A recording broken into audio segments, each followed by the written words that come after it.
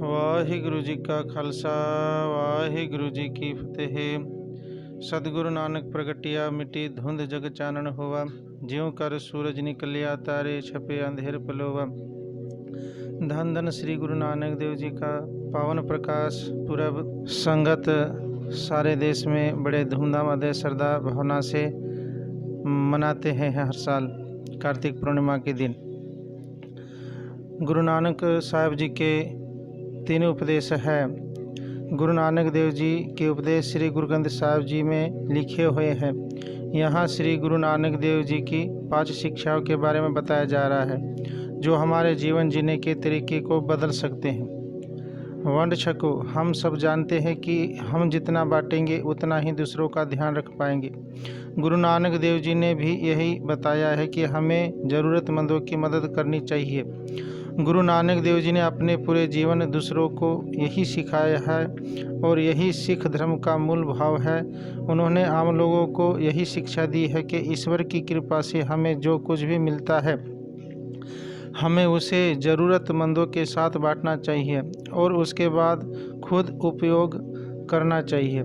किरत करो का मतलब है कि हमें ईमानदारी जीवन जीना चाहिए, यानी कि हमें बिना किसी को धोखा दिए और किसी का फ़ायदा उठाए अपना जीवन व्यापन ईमानदारी से करना चाहिए।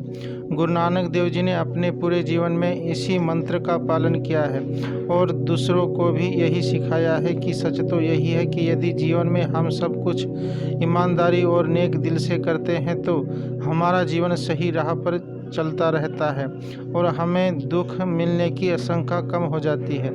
नाम जपो।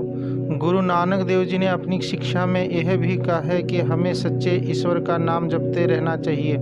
ईश्वर का नाम जपने से व्यक्ति ध्यान भी करता है, जिससे उसे अपने 5 दुश्मनों को नियंत्रित करने में मदद मिलती है और वह संतुष्ट भरा जीवन जीने में सफल होता है।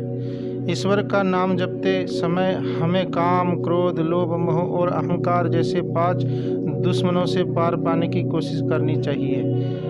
निस्वार्थ सेवा सिख धर्म का एक अन्य मूल भाव है, बिना स्वार्थ के दूसरों की सेवा करना। यह आज भी गुरुद्वारा में देखने को मिल जाता है कि जब सिख धर्म के लोग बिना किसी स्वार्थ के दूसरों की सेवा में लगे रहते हैं। सिख लोग किसी भी काम को छोटा या बड़ा नहीं मानते, ये निस्वार्थ भाव से सेवा करते हैं।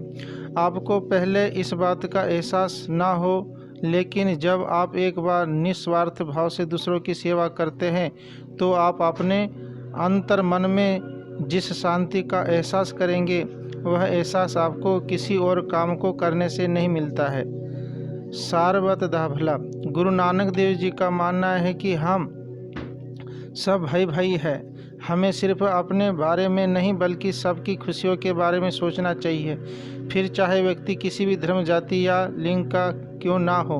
हमें दूसरों की खुशियों के बारे में सोचना चाहिए, तभी हमें अपनी ज़िंदगी में भी खुशहाली और संतुष्टि मिल सकती है। वाहिगुरु जी का खालसा वाहिगुरु जी की फतेह।